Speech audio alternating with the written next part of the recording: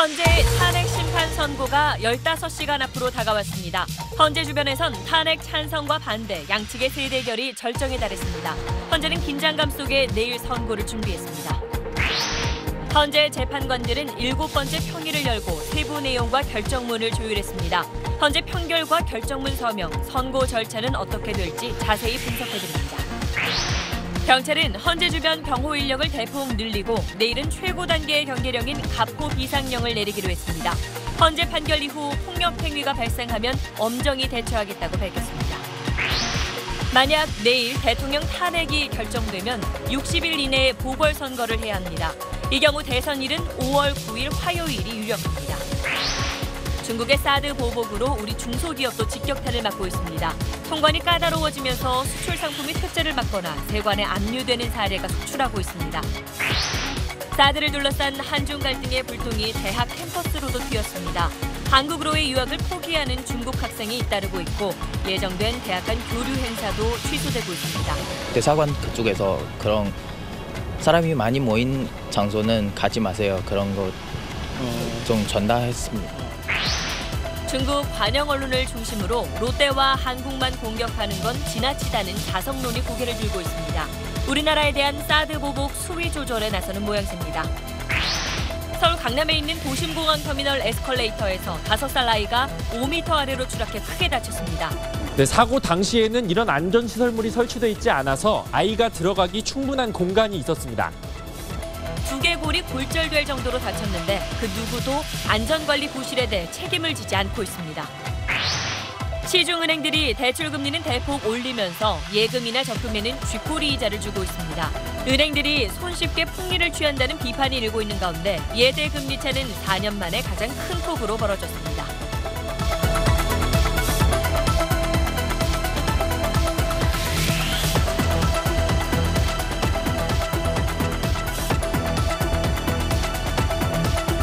에너지를 쓰던 자동차가 수소로 에너지를 만드는 시대로 현대자동차. 여러분 안녕하십니까? 이제 15시간 뒤면은 헌정사상 두 번째 대통령 탄핵 심판 사건에 대한 헌법재판소의 선고가 내려집니다. 박근혜 대통령의 정치적인 운명은 물론이고 대한민국의 향방에도 영향을 미칠 결정입니다. 먼저 초긴장 상태에 돌입한 헌법재판소의 오늘 하루 모습을 보시죠. 민경호 기자가 보도합니다. 헌법재판소 주변 곳곳에서 아침 일찍부터 시작된 집회를 돌아오느라 평소보다 출근이 늦어진 재판관들이 속출했습니다. 무거운 표정으로 차에서 내리는 재판관들 뒤로는 집회에서의 구호 소리가 선명했습니다. 온종일 헌재 주변에서 집회가 이어지고 바로 앞에서 1인 시위에 나선 사람도 늘어나자 경찰은 경내 순찰과 입구 검문 검색을 대폭 강화했습니다. 헌법재판소 직원들은 내일 오전 선고 준비에 분주했습니다. 대심판정 앞 주차장을 정리해 포토라인도 재정비하고 대심판정 내부 청소에 생중계를 대비한 방송장비 점검까지 마쳤습니다. 재판관들은 지금까지도 퇴근하지 않은 채 각자 집무실에 머무르는 것으로 전해졌습니다. 내일 오전 선고와 직전 절차 등을 앞두고 막바지 법리 검토 등 고심을 이어가는 걸로 보입니다. 선고는 내일 오전 11시 이정미 헌재소장 권한대행이 직접 결정문을 읽으면서 진행됩니다. 소추 사유가 13개에 이르는 만큼 1시간 이상 이어질 걸로 보입니다. 15시간 뒤 이 권한대행의 입에서 결론이 나오는 순간은 대한민국 역사의 한순간으로 기록될 것으로 보입니다. SBS 민경호입니다. 네, 선고를 하루 앞둔 헌법재판소에서는 오늘 7번째 평의가 진행됐습니다. 헌법재판소로 가보겠습니다. 박현석 기자. 네, 헌법재판소에 나와 있습니다. 자, 오늘도 평의가 열렸다면 어떤 논의가 이루어졌을지 궁금한데요. 내일 오전 선고를 앞두고 결정문을 가다듬는 작업이 이루어진 것으로 알려졌습니다. 오늘 평의는 오후 3시쯤 시작해 5시 이전에 끝난 것으로 전해졌는데요. 이 선고가 코앞에 다가오면서 평의를 언제 시작해 언제 끝나는지조차도 현재는 공식적으로 확인해 줄 수 없다고 밝혔습니다. 극도의 보안 속에 차곡차곡 탄핵 심판 마무리 수순을 밟고 있는 것으로 보입니다. 그렇게 결정문을 가다듬는다 그러면은 이미 결론이 내려졌다는 얘기인가요? 물론 재판부 내에서는 결론이 이미 굳어졌다고 보는 게 당연한 시점입니다. 하지만 이 표결이라는 행위 자체는 아직 이루어지지 않은 것으로 전해졌습니다. 이 표결 절차만을 미뤄둔 채, 그러니까 8명의 재판관 가운데 몇 대 몇으로 결론을 내릴지 부분만 남겨놓고 결정문을 가다듬고 있는 것으로 보입니다. 그러다 보니 결정문도 몇 가지 다른 내용으로 준비하고 있는 것으로 알려졌습니다. 자, 이제 선고까지 15시간도 채 안 남았는데 헌재 주변 분위기는 어떻습니까? 네, 오늘 헌재 바로 앞 도로는 온종일 차량 출입이 통제됐습니다. 아침 일찍부터 이곳에는 가까운 안국역 사거리로부터 집회 참가자들의 구호가 끊임없이 들려오고 있습니다. 지금까지도 집회 소리는 전혀 잦아지지 않았고 경찰의 출입 통제와 경계 역시 여전히 삼엄합니다. 지금까지 헌법재판소에서 SBS 박현석입니다. 이 탄핵 심판 선고 전에 재판관들이 반드시 해야 하는 절차가 평결과 결정문 서명입니다. 평결은 재판관들이 주문을 포함한 법정 의견을 정하는 과정이고, 또 결정문 서명은 결정문을 완성한 뒤에 재판관들이 서명하는 절차입니다. 보통 선고 하루 전까지는 마무리가 되지만 민감한 사건의 경우에 선고 당일 결정된 사례도 많습니다. 임찬종 기자가 설명해 드립니다. 최종 변론 이후 재판관들이 모두 모여서 의견을 교환하는 절차를 평의라고 합니다. 이런 평의의 사실상 마지막 단계가 평결입니다. 재판관들 의견이 갈릴 때 표결을 통해 다수 의견, 즉 헌재의 공식 결론을 결정하는 과정입니다. 일반적 사건의 평결은 선고일 이전에 마무리되지만 정치적으로 민감한 사건은 선고 당일에 평결이 이뤄지는 경우가 많습니다.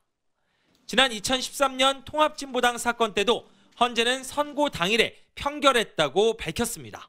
자칫 평결의 내용이 외부로 알려지거나 누설될 때 외부에서 예상치 못한 행위를 하는 경우가 있어요. 마지막 평결을 선고 직전에 하는 경우가 많아요. 이번 박근혜 대통령 탄핵 심판 사건도 선고 당일인 내일 평결이 이뤄질 것으로 알려졌습니다. 평결 이후에는 완성된 결정문에 재판관들이 서명하는 절차가 진행됩니다. 이번 사건의 공식적인 평결이 아직 완료되지 않은 것으로 알려진 만큼 결정문에 서명하는 절차도 내일 이뤄질 것으로 보입니다. 이런 과정을 거쳐 확정된 결정문은 선고 당일 재판장이 심판정에서 주문을 낭독하는 순간 법적 효력을 갖게 됩니다. SBS 임찬종입니다. 네, 내일 선고는 마지막까지 잘 들어보셔야 합니다. 결론에 해당하는 주문이 선고의 마지막에 담기기 때문입니다. 가능성이 그리 높지 않은 각하 결정이 아니라면 주문은 피청구인을 파면한다, 아니면 사건 청구를 기각한다. 이 두 가지 중에 하나입니다. 전병남 기자입니다. 지난 2004년 노무현 당시 대통령 탄핵 소추 사유는 단 3가지였습니다. 이에 대한 결정문은 5만 6천 자 분량이었고 선고에 25분이 걸렸습니다. 당시 결정문의 핵심인 주문, 즉 탄핵 심판의 결론은 맨 마지막에 공개했습니다. 주문과 같이 결정한다. 주문, 이 사건 심판 청구를 기각한다. 이번 결정문에는 2004년의 3배가 넘는 5개 유형, 13개 탄핵 사유에 대해 판단을 담습니다. 또 각 사유에 대한 모든 재판관들의 결론이 실명과 함께 기록됩니다. 따라서 결정문의 분량이 2004년에 비해 크게 늘 전망입니다. 다만 선고 방식은 비슷할 것으로 보입니다. 우선 이정미 헌재소장 권한대행이 2016 헌나 1 박근혜 대통령 탄핵 심판 사건의 선고 기일을 진행합니다라는 선언으로 선고가 시작됩니다. 이번 결정의 헌정사적 의미를 설명한 뒤 각하 여부를 우선 판단하고 탄핵 사유와 중대성에 대한 결정문을 읽은 뒤 마지막으로 주문을 낭독할 걸로 보입니다. 주문이 먼저 공개되면 재판장 안팎에서 일대 소란이 발생해 정상적인 선고가 어려울 수 있기 때문입니다. 각하가 아니라면 주문엔 탄핵의 경우 피청구인을 파면한다로, 반대의 경우 이 사건 청구를 기각한다고 적시됩니다. 일반적인 판결문과 달리 죄명은 따로 적지 않습니다. 결정문에 실린 소수 의견을 낸 재판관이 결론에 대해서 직접 설명할지는 헌재가 밝히지 않았습니다. SBS 전병남입니다. 네, 법조팀 정상엽 기자 나와 있습니다. 자, 정 기자, 아까 박현석 기자가 헌재에서 결정문을 가다듬는 작업이 진행 중이다 이렇게 얘기를 했는데 거의 마무리 단계 아닌가 싶기도 하고요. 이게 최종 결정문이라고 하는 것은요. 네. 이 재판관 전원이 서명 날인을 한 결정문을 최종 결정문이라고 하거든요. 네. 근데 뭐 이렇게 중대한 사건 같은 경우에는 선고 당일날 아침까지도 평일을 해서 이렇게 서명 날인을 받는 경우가 많습니다. 말씀하신 대로 지금 이제 이쯤이면 최종 서명 날인하기 바로 직전 버전 정도의 이 결정문 정도가 네. 나와야 이게 좀 내일 선고까지 무난하게 진행이 될 수 있겠구나라고 판단을 할 수 있을 것 같습니다. 근데 만약에 그런 단계까지 진행이 안 됐다면은 그렇다면은 우리들뿐만이 아니라 현재 재판관들한테도 참 애가 타는 밤이겠어요. 그렇습니다. 지금 선고 날짜 시각까지가 그 한 14시간 50몇 분 정도 남은 건데요. 이 아직까지도 재판관들 사이에 의견 일치가 안 된 상황이라면 이거는 이제 생각보다 엄중한 상황일 수가 있습니다. 이 재판관 의견마다 제각각 다른 버전의 결정문이 돌아다니고 있다는 얘기거든요. 그렇게 되면 이 최종 결과를 아무도 예측할 수가 없는 상황이라는 얘기입니다. 뭐 이런 상황이면 재판관들 보좌하는 연구관들은 오늘 뭐 거의 밤을 꼬박 새워야 할 것 같습니다. 그러게 말입니다. 자, 그리고 결정문 말고도 또 해야 될 절차나 일들이 많은 것 같더라고요. 그렇습니다. 이 결정문이 전부가 아닌 게요. 내일 그 이정미 권한대행이 심판정에서 선고를 할 때 결정문을 들고 읽는 게 아니고요. 이 결정문 요약본을 읽는 거거든요. 근데 결정문이 나와야 그걸 바탕으로 이 요약본을 만들 수 있지 않겠습니까? 그리고 또 하나 이 언론 배포용 보도자료도 만들어야 되는데요. 노무현 전 대통령 탄핵 심판 때는 안 만들었는데 이번에는 만든다고 합니다. 그런데 이런저런 일이 잘 안 되면 이렇게 결정문도 제대로 안 되고 뭐 그렇다면 그 뒤에 절차도 안 되고 이럴 경우에 뭐 만약의 일입니다만은 선고가 연기될 수도 있을까요? 다른 사건도 아니고 대통령 탄핵 심판 사건의 선고 날짜를 정해놓고 이걸 연기하는 건 있을 수 없는 일입니다. 만약에 그런 일이 생기면 향후 파장을 감당하기가 매우 어렵겠죠. 이 헌재 입장에서는 선고 날짜를 한번 지정을 해놓으면 이건 말 그대로 데드라인입니다.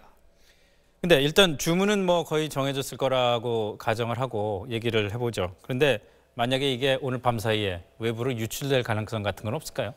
지금 단계에서 이제 진행되고 있는 절차는 재판관 외에는 아주 극소수의 연구관들만 관여를 합니다. 이 법상 평의 내용은 비공개고요. 또 뭐 지금 상황이 절대적으로 보완이 요구되는 상황이기도 한데요. 노무현 전 대통령 당시에는 이 재판관들이 어떤 의견을 냈고 또 어떤 내용의 보고서가 올라갔고 하는 이런 내용들이 헌법재판소 내부에서조차도 비밀 사항이었습니다. 이 선고를 앞두고 뭐 이러저런 얘기가 많이 들리는데 이 재판관들한테 직접 들은 얘기가 아니라면 그런 거 귀담아 듣기보다는 내일 선고 결과를 지켜보는 게 더 좋을 것 같습니다. 그럼 지금 여기저기서 돌고 있는 여러 가지 뭐 몇 대 몇이 될 거다는 얘기들 전부 안 믿어도 된다 이렇게 생각하는 게 맞겠군요. 그렇습니다. 저는 그렇게 생각합니다. 헌재 선고 결과에 따라서 박근혜 대통령의 처지는 극과 극으로 갈리게 됩니다. 기각이 되면 즉시 대통령직에 복귀하지만 파면되면 그 순간 전직 대통령이 되고 청와대에서 나가야 합니다. 이한석 기자가 설명해 드립니다. 헌재의 탄핵 심판은 이정미 권한대행이 결정문 낭독이 끝나면 바로 효력이 발생한다는 게 헌재의 해석입니다. 기각이나 각하 결정이 나오면 박 대통령의 직무정지는 곧바로 해제됩니다. 대통령의 모든 권한을 회복하고 퇴임 이후에도 전직 대통령에 대한 예우를 보장받습니다. 하지만 재판관 8명 가운데 6명 이상의 찬성으로 탄핵이 결정되면 박 대통령은 파면 처분됩니다. 경호와 경비를 제외하고 전직 대통령에게 주어지는 연금 등 모든 혜택이 박탈됩니다. 불소추 특권도 사라져서 더는 검찰 조사를 거부할 수도 없습니다. 전직 대통령에 대해 소환 조사는 물론 체포영장을 발부받아 신병을 확보하는 등의 강제 조사까지 모두 가능해집니다. 원칙적으로는 청와대 관저도 당장 떠나야 합니다. 문제는 대통령이 탄핵당한 전례가 없어서 언제까지 청와대를 비워야 하는지 정해져 있지 않다는 겁니다. 박 대통령의 개인 짐뿐 아니라 대통령 기록물로 지정될 방대한 자료를 이관해야 하는 점을 감안하면 시간이 걸릴 가능성도 있습니다. 따라서 박 대통령이 간단한 짐만 갖고 먼저 거처로 이동할 것으로 보입니다. SBS 이한석입니다. 이번 사건에 쏠린 전 국민적인 관심을 고려해서 헌재는 사상 5번째로 선고 과정을 모두 생중계할 수 있게 허용했습니다. 일반인 방청권 추첨은 800대 1에 가까운 경쟁률을 기록했습니다. 보도에 박하정 기자입니다. 헌법재판소가 사상 처음 선고 생중계를 허용한 건 지난 2004년 노무현 대통령 탄핵 심판 때였습니다. 탄핵 결정에 필요한 재판관의 정족수에 이르지 못하였으므로 이를 기각하기로 하여 주문과 같이 결정한다. 수도 이전 특별법을 위헌이라고 본 헌재의 판단도 실시간으로 국민에게 전해졌습니다. 조선 왕조 창건 이후부터 경국대전에 수록되어 장구한 기간 동안 국가의 기본 법규범으로 법적 효력을 가져 BBK 특검법의 일부 조항을 제외하고 합헌 결정이 내려져 대통령 당선자 수사가 가능해졌던 것도 통합진보당 해산심판 선고 순간 통진당 측이 반발하던 내용도 고스란히 영상으로 나갔습니다. 이상으로 모든 선고를 마치도록 하겠습니다. 이번 박근혜 대통령 탄핵 심판 역시 사안이 중대하고 국민적 관심이 높은 점을 고려해 헌재는 선고 전 과정을 생중계하기로 했습니다. 헌재 사상 5번째 중계입니다. 이를 위해 오늘 방송사 공동중계 카메라 4대가 심판정에 배치됐습니다. SBS는 선고 전 과정을 포함해 내일 오전 9시부터 15시간 특보를 진행할 예정입니다. 내일 일반 시민에게 제공될 방청석 24석의 인터넷 추첨에는 하루 만에 시민 19,000명이 몰려 796대 1의 높은 경쟁률을 기록했습니다. SBS 박하정입니다. 지금 서울 도심에서는 탄핵 찬성과 반대 양측이 나란히 집회를 열고 있습니다. 경찰은 내일 양측 간의 충돌이 벌어질 가능성에 대비해서 경계 수위를 최고조로 높입니다. 김관진 기자가 설명해 드립니다. 평일 저녁이지만 광화문 광장에는 촛불을 든 시민들이 모였습니다. 헌재 심판 선고를 하루 앞두고 어느 때보다 긴장한 모습입니다. 탄핵 찬성 측은 헌재 재판관 만장일치로 탄핵이 인용될 것으로 확신하는 분위기입니다. 8대0 만장일치 탄핵 인용 결정과 선고를 확신합니다. 헌법재판소도 국민이 만든 또 민주주의가 만든 기관입니다. 서울대 등 일부 대학 총학생회는 시국선언을 통해 헌재의 탄핵 인용을 촉구했습니다. 탄핵에 반대하는 친박 보수단체들은 어제부터 헌법재판소 인근에서 3박 4일 집회를 벌이고 있습니다. 선고가 내려질 때까지 총력을 다한다는 방침입니다. 고영태의 그 작당들이 하는 일 아니에요, 그게? 그래서 도저히 있을 수 없는 일이라서. 경찰은 내일 서울 지역의 최상위 경계 태세인 가포 비상을 발령합니다. 헌재의 결정에 불복하는 불법 폭력 행위에 대해서는 더욱 엄정하게 대처해 주기 바랍니다.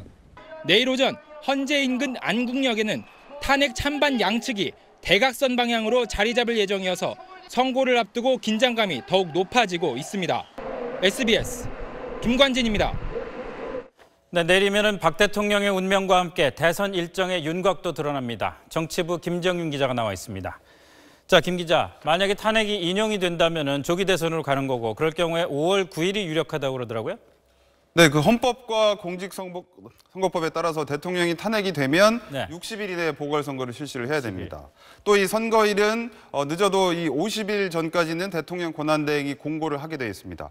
그러니까 이 내일 인용이 된다면 4월 29일에서 5월 9일 사이에 보궐선거를 치러야 하는 겁니다. 네. 자, 그런데 이 달력을 보시면 이 5월 첫 번째 주가 이른바 징검다리 연휴 주간입니다. 5월 1일 노동절, 5월 3일 석가탄신일, 5월 5일 어린이날 이렇습니다. 뭐 선거 치르기 어렵겠죠.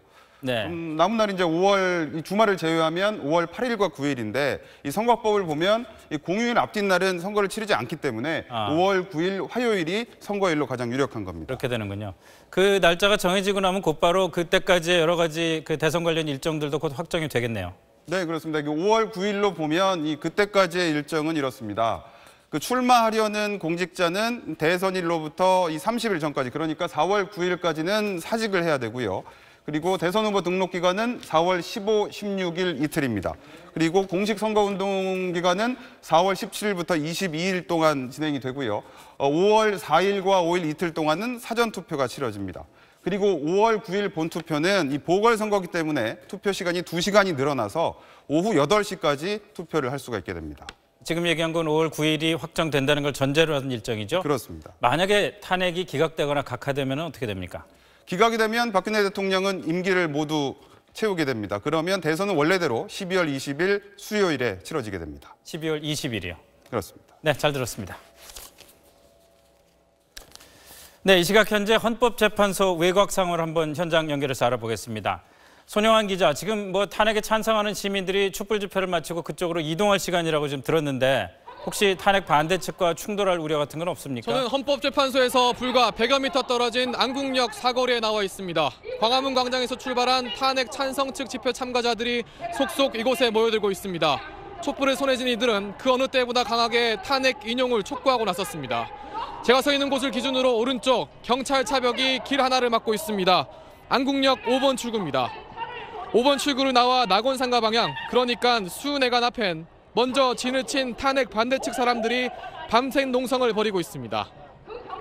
경찰은 탄핵 선고 전 마지막 밤인 오늘 양측이 어떻게든 접촉할 경우 충돌이 일어날 수 있다고 보고 탄핵 찬반 양측을 떼어놓는 데 총력을 기울이고 있습니다. 차벽뿐만 아니라 좁은 길목바나 경령을 배치해 오가는 사람들에 대한 감시를 강화하고 있습니다.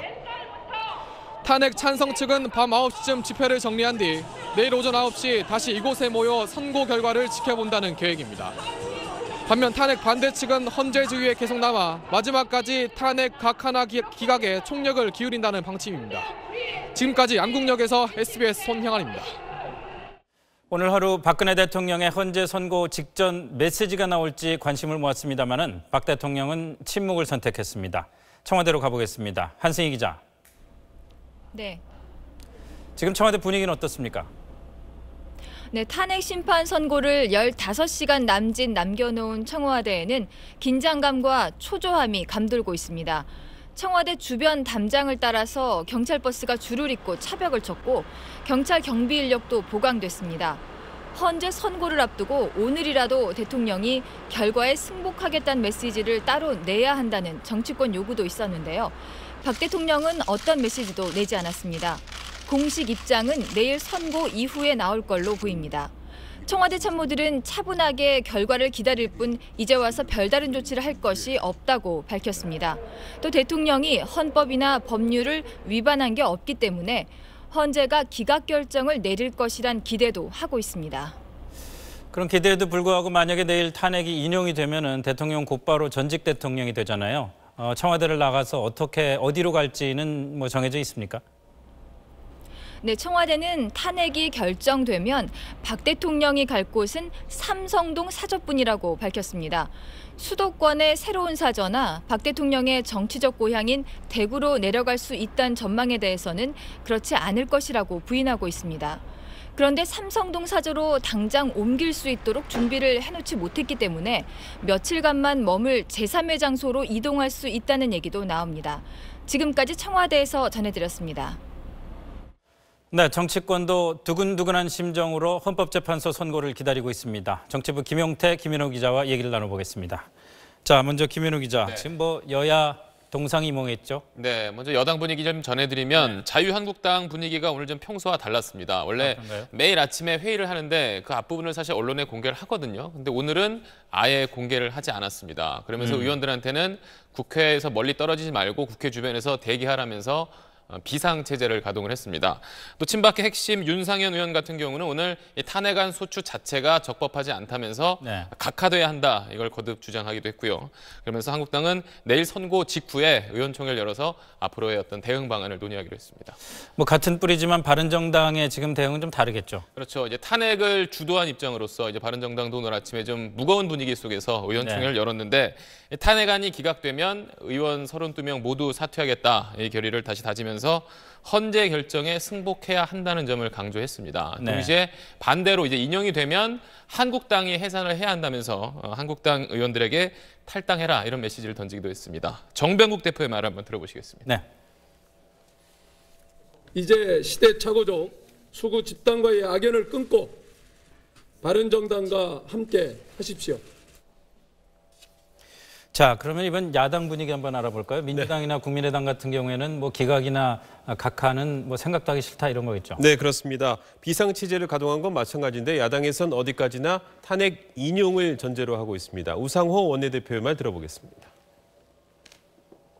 어떤 결정이 나와도 승복하겠다고 선언해 주는 것이 대한민국 대통령으로서 마지막 역할이다. 탄핵 반대하시는 분들도 이제 그 정도 하고 조기 대선에 집중합시다 이런 얘기거든요. 네. 국민의당도 탄핵안은 인용될 거라면서 이제 질서 있는 수습을 얘기하고 있습니다.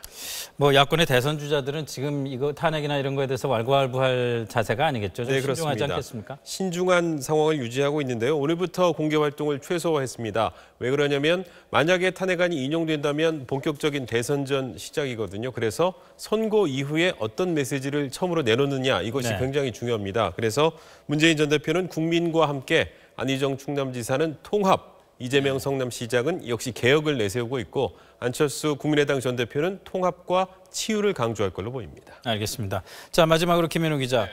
내일 선거 결과에 따라서 황교안 권한대행의 입지도 많이 달라질 것 같아요. 네, 그렇습니다. 뭐 먼저 각 하나 기각이 되면 이번 대통령이 원래 이제 대통령직으로 복귀가 되니까 네. 원래 자리는 이제 황 총리, 국무총리 자리로 그렇죠. 돌아가게 되고요. 반대로 인용이 되면 현재 대통령 대행직을 그대로 유지를 하게 됩니다. 네. 물론 대선에 출마할 가능성도 여전히 남아 있습니다. 황 대행은 그래서 오늘 긴급 내각 회의를 소집해서 탄핵 선고 이후에 대응 방안을 점검하기도 했습니다. 알겠습니다. 두 기자 잘 들었습니다. 시중은행의 예대금리 차가 4년 만에 가장 큰 폭으로 커졌습니다. 예금이나 적금에는 쥐꼬리 이자를 주면서 대출금리는 크게 올리고 있는 겁니다. 잠시 뒤에 전해드립니다.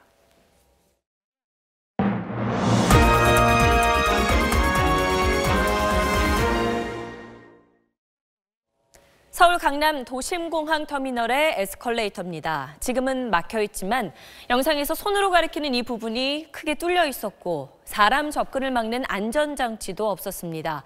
그리고 여기에 5살 어린이가 빠지면서 5m 아래 바닥으로 추락하는 사고가 났습니다.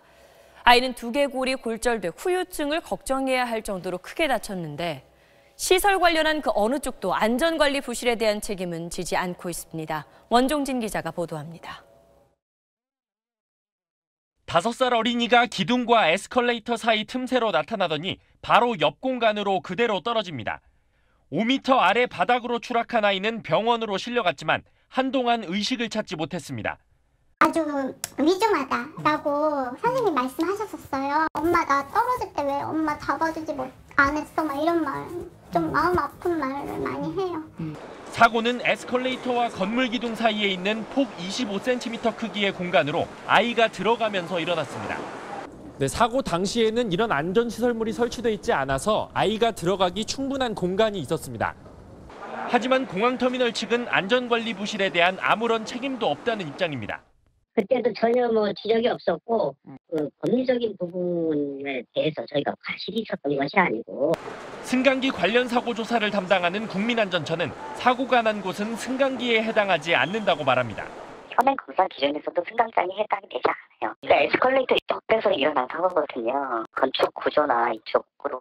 강남구청도 안전시설물 설치 규정에 적용받지 않는 건물이라는 해석을 내놨습니다. 안전난간에서는 그전에는 법이 없었어요. 그전에 지은 건물도 형성이 없고. 아무도 책임지지 않는 상황 속에서 아이의 부모는 답답하기만 합니다. 안전난간 하나도 설치하지 못한 이런 대한민국 이런 나라에서 어떻게 아이들을 안전하게 키울 수 있겠습니까? 도심공항터미널은 상해보험으로 처리하는 선에서 마무리하겠다는 입장을 밝혔습니다. SBS 원종진입니다. 염전노예, 축사노예 사건 기억하시죠?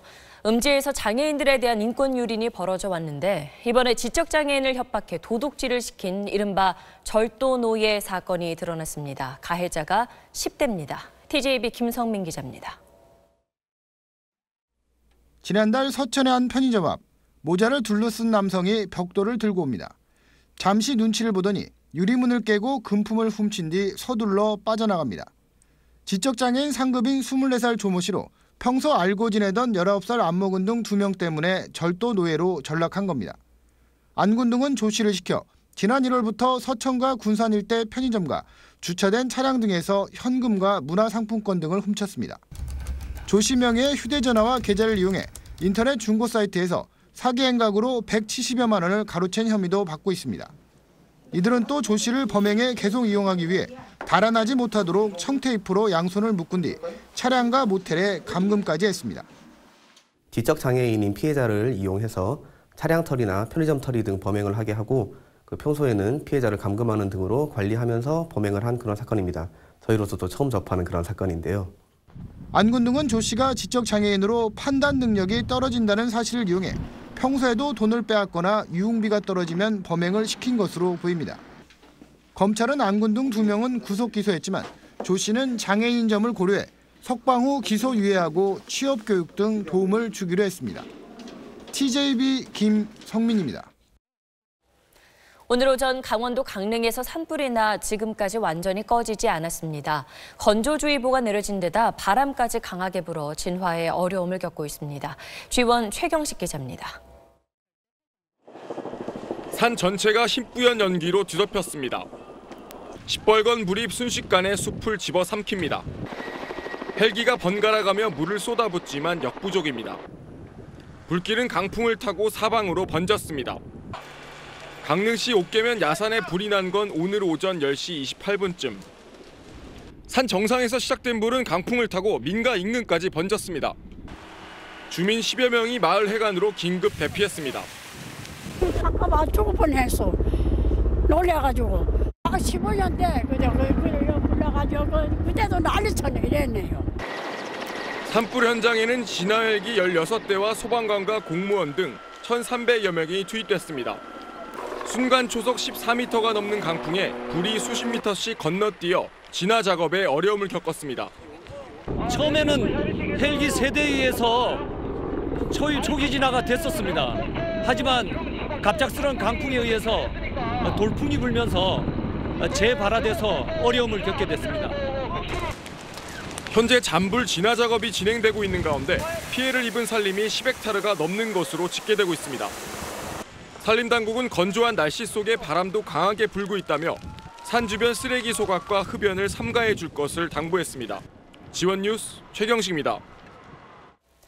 지금부터는 중국의 사드 보복 소식 전해드립니다. 직격탄을 맞고 있는 건 롯데 같은 대기업뿐만 아니라 중소기업도 마찬가지인데 이미 석 달 전에 중국에 보낸 상품이 아직까지 중국 세관 창고를 못 벗어난 경우도 있습니다. 정혜진 기자입니다. 서울 명동 김골목입니다. 중소기업들이 만든 국산 조미김 가게들이 몰려 있어 중국 관광객들이 많이 찾았지만 요즘은 발길이 뚝 끊겼습니다. 캐리어 가방에 꽉 채워서 가시고요. 국제 우편을 이용하시는 분이 굉장히 많았었습니다. 매출도 80% 이상 떨어져서 굉장히 고전하고 있습니다. 중국 당국이 통관을 강화하면서 수출도 어렵습니다. 지난해 중국 당국이 통관 불허 판정을 내린 외국산 조미김 가운데 82%가 한국산입니다. 지난해 말 한류스타 관련 상품을 중국에 수출한 한 중소기업은 2억 원어치 상품이 석 달째 중국 세관에 발이 묶여 있습니다. 상품이 묶여 있고 그래서 자금이 회수가 되지 않고 있기 때문에 자금적으로도 상당히 경색이 되어 있다는 거. 중국에서 인기가 높은 한국산 화장품 역시 통관 때마다 집중 검사를 받고 있습니다. 최근에는 중국 SNS에서 한국 화장품 폄하 움직임까지 일어 업체들 시름이 이만저만이 아닙니다. SNS 그 영향이 있는 사람들이 화장품에 대해서 폄하하고 이런 것들이 퍼져나가면 앞으로는 타격을 많이 입지 않을까 하는. 중소기업청은 중국 사드 보복으로 피해를 본 중소기업 지원을 위해 500억 원의 예산을 추가 투입하기로 했습니다. SBS 정혜진입니다. 한중 사드 갈등의 불똥은 대학 캠퍼스로까지 튀고 있습니다. 우리나라로 유학을 오려다 포기하는 중국 학생이 생기는가 하면 예정됐던 대학 간 공동 연구가 취소되기도 했습니다. 동세우 기자입니다.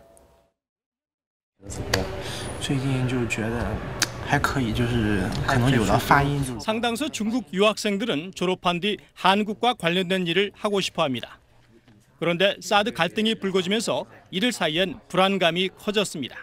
대사관 그쪽에서 그런 사람이 많이 모인 장소는 가지 마세요. 그런 거 좀 전달했습니다. 아르바이트나 인턴십나 아니면 일자리를 구할 때 어려운 점이 많은 것 같습니다. 대학에도 비상이 걸렸습니다. 당장 2학기 중국 유학생 유치가 걱정입니다. 실제로 한국 유학을 계획했다가 다른 나라로 발길을 돌리는 사례가 나타나고 있습니다.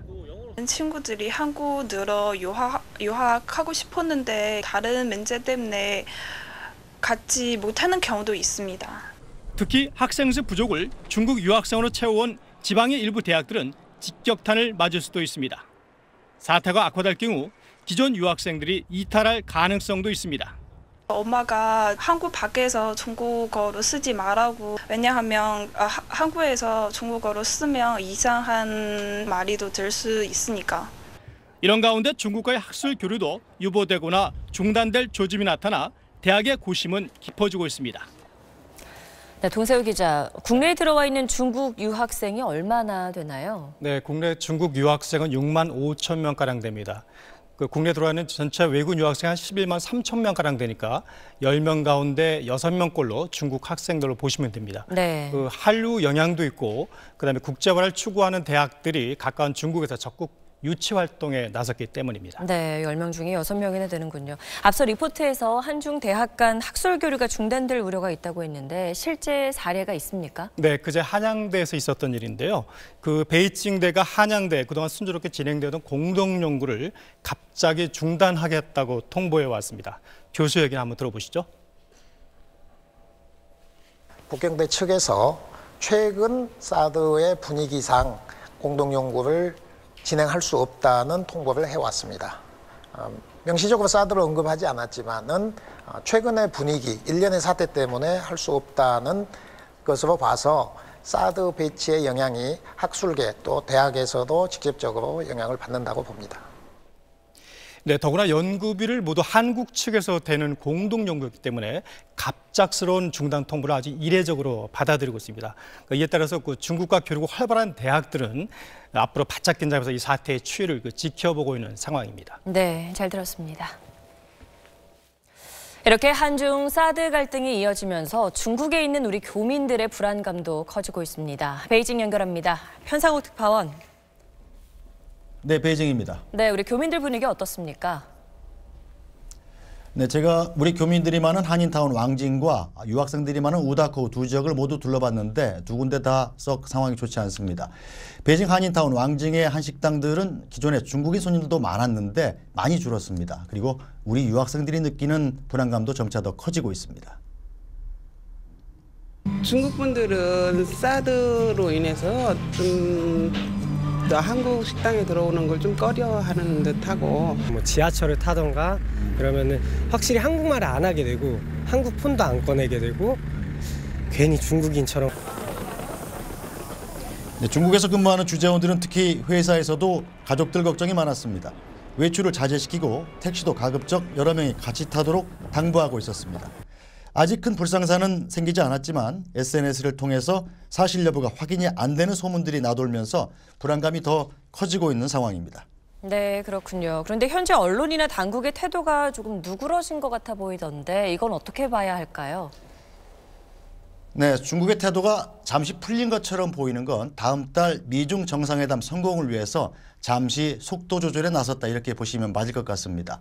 지금 당장 중국이 한국을 보복 대상으로 삼고 있지만 결국 궁극적으로는 미국과 연결된 문제이기 때문에 중국도 입장이 썩 그렇게 자유롭지는 않습니다. 그렇다고 중국이 이대로 물러설 거로 보기는 어렵습니다.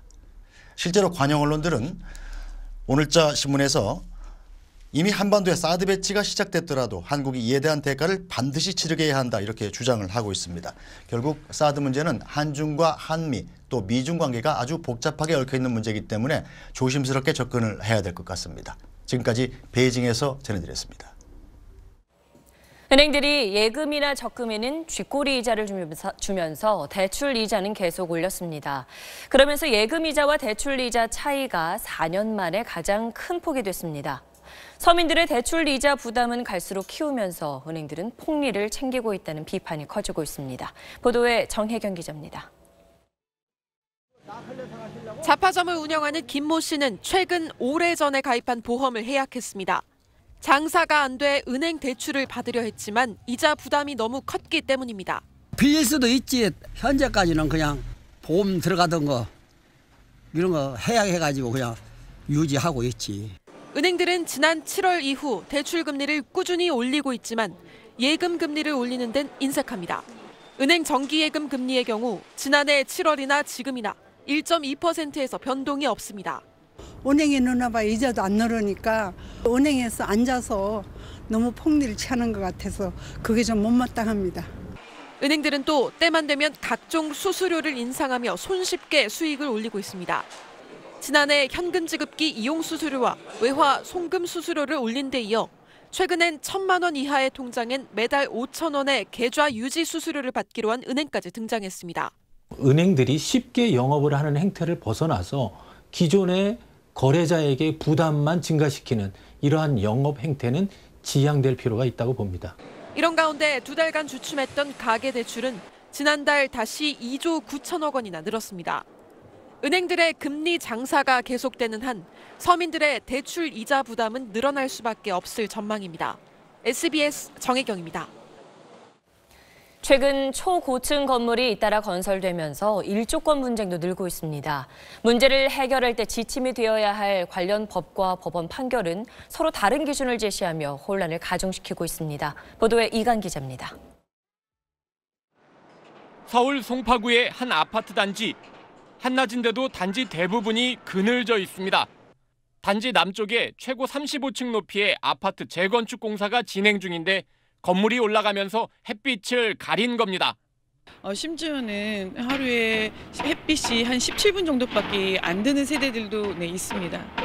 지난달 현대자동차 신사옥 주민설명회장 소동이 벌어졌습니다.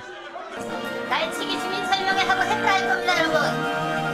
이거 국장이 인정하시는 겁니까? 105층짜리 현대차 신사옥이 지어지면 인근 봉은사의 일조권이 침해되고 사찰내 문화재도 훼손 우려가 있다며 승려와 신도 100여 명이 항의한 겁니다. 이처럼 고층 건물 신축으로 인한 일조권 다툼은 2012년 14건에서 지난해 32건으로 2배 이상 늘었습니다. 현행 건축법은 9m가 넘는 건물을 지을 때 인접 건물로부터 건물 높이의 절반만 띄우면 되도록 규정하고 있습니다. 하지만 대법원 판례는 1조 시간을 근거로 합니다. 동짓날 오전 9시부터 오후 3시까지 연속 2시간 이상 또는 오전 8시부터 오후 4시까지 4시간 이상 일조권이 확보돼야 한다는 겁니다. 일조권 시간이라든지 옆집 건물들과의 어떤 관계 이런 것들을 상세하게 규정을 해놓지 않고 있기 때문에 일조 침해를 발생시킬 수밖에 없는 겁니다. 법원 판례를 반영한 법 개정이 필요한 시점입니다. SBS 이강입니다. 일본 동북지방에 엄청난 피해를 입힌 후쿠시마 원전 사고가 일어난 지 만 6년이 되어갑니다.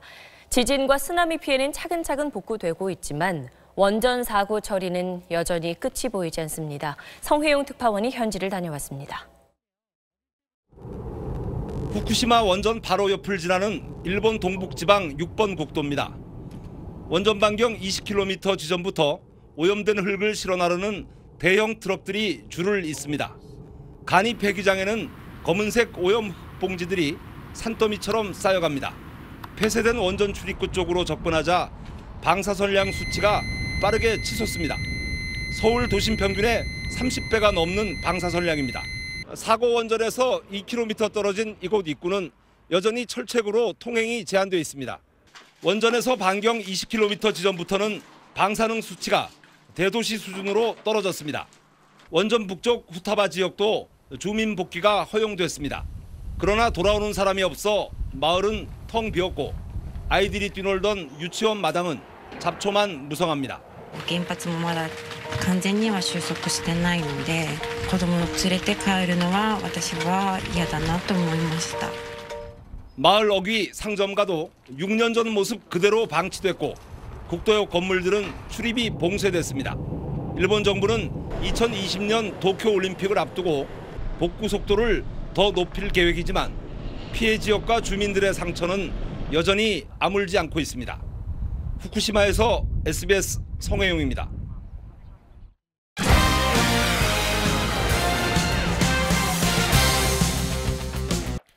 현역 최고 복서인 게나디 골로프킨이 오는 19일 통합 타이틀전을 치릅니다.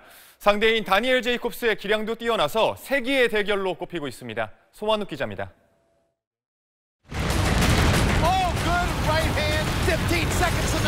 강력한 라이트 훅으로 한 방에 상대를 제압하는 이 선수는 미들급의 제왕 게나디 골로프킨입니다. WBA, WBC, IBF 통합 챔피언인 골로프킨은 엄마가 고려인인 하프코리언이기도 합니다. 36전 전승을 거둔 무패 복서로 KO율 91.7%의 무쇠 주먹을 자랑하고 있습니다. I have power. I have class, and I want to show my fans my style, my work. 골로프킨의 상대는 골육종을 이겨낸 기적의 사나이 다니엘 제이콥스. 33전 32승 가운데 29번을 KO로 이긴 강펀치의 인파이터로 현재 WBA 월드 챔피언입니다. 골로프킨의 역대 상대 가운데 기량이 가장 뛰어난 선수로 뽑혀 팬들을 흥분시키고 있습니다. I want his belts. That's all I want. 카자흐스탄의 영웅 골로프킨과 미국의 희망 제이콥스가 맞붙는 세계의 대결은 오는 19일 복싱의 메카인 뉴욕 메디슨 스퀘어 가든에서 열립니다. SBS 소환욱입니다. 장애인들의 축제 평창 동계 패럴림픽이 오늘로 정확히 1년 남았습니다. 우리나라는 만능 스포츠맨 노르딕 스키의 신의현 선수에게 사상 첫 금메달을 기대하고 있습니다. 최희진 기자입니다. 2006년 불의의 교통사고로 두 다리를 절단한 신의현은 의족의 의지에 생활하고 있습니다. 스키를 탈 때는 의족을 떼고 맞춤형 의자에 앉아 폴대를 이용해 설원을 지칩니다. 2015년 8월 좌식 스키에 입문한 그는 두 달 전 월드컵에서 크로스컨트리 5km와 15km를 제패하며 우리나라에 사상 첫 금메달을 안겼고 지난달 세계선수권에서도 은메달과 동메달을 한 개씩 목에 걸었습니다. 내일부터 평창에서 열리는 월드컵에 출전하는 그의 최종 목표는 동계 패럴림픽 사상 첫 금메달입니다. 일단 제가 최초가 되고 싶습니다. 우리나라에서 대회가 있는 만큼 꼭 우승을 하고 싶습니다. 휠체어 농구와 아이스 슬레지 하키, 핸드사이클, 그리고 노르딕 스키까지 섭렵한 만능 스포츠맨 신의현은 여러 종목으로 다져진 운동 능력에다 캐나다 출신 캐스퍼 감독의 체계적인 지도로 세계 정상권으로 발돋움했습니다. 장애를 인정하게 됐고 사회에 이렇게 나와서 그리고 가장으로서 열심히 했던 것 같아요. 2018 평창 화이팅! 1년 뒤 평창 동계 패럴림픽에서 금빛 질주를 향한 꿈이 차근차근 연그러가고 있습니다. SBS 최희진입니다.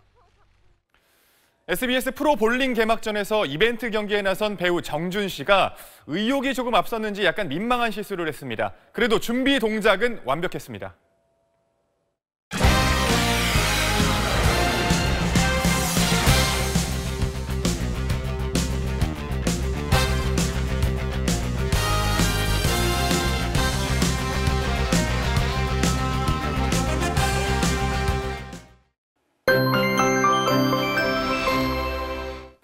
오늘 바람이 불어오긴 했지만 이제 제법 봄 기운이 느껴집니다. 내일도 남쪽에서 따뜻한 공기가 유입되면서 초봄 날씨가 이어지겠습니다.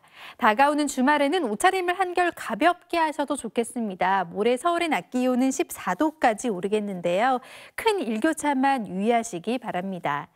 대기는 갈수록 메말라가고 있습니다. 현재 강원과 영남 지방으로 건조주의보가 발효 중입니다. 게다가 곳곳으로는 바람까지 강하게 부는 곳이 많기 때문에 화재 예방에 유의하셔야겠습니다. 내일도 대체로 맑겠습니다. 수도권과 영서, 충북과 전북 지역은 오전까지 먼지 농도가 일시 높아질 수가 있겠습니다. 남부지방 15도 가까이 올라서 낮에는 따스하게 느껴지는 곳이 많겠습니다. 당분간 계속 평년 기온을 웃도는 날들이 이어집니다. 아침, 저녁으로는 큰 일교차에 주의하셔야겠습니다. 날씨였습니다. 2000년 미국 대선 당시에 다수표를 얻고도 법원 판결로 패배한 엘고 민주당 후보의 승복 연설입니다. 법원 결정에 동의할 수 없지만 통합과 민주주의를 위해서 승복합니다. 74년 의회에 탄핵을 당한 닉슨 전 미국 대통령의 사임 연설입니다. 개인의 사익은 국익에 우선할 수 없습니다. 탄핵 인용이든 기각이든 내일 우리도 이런 모습을 볼 수 있기를 기대합니다. 뉴스 마치겠습니다. 고맙습니다.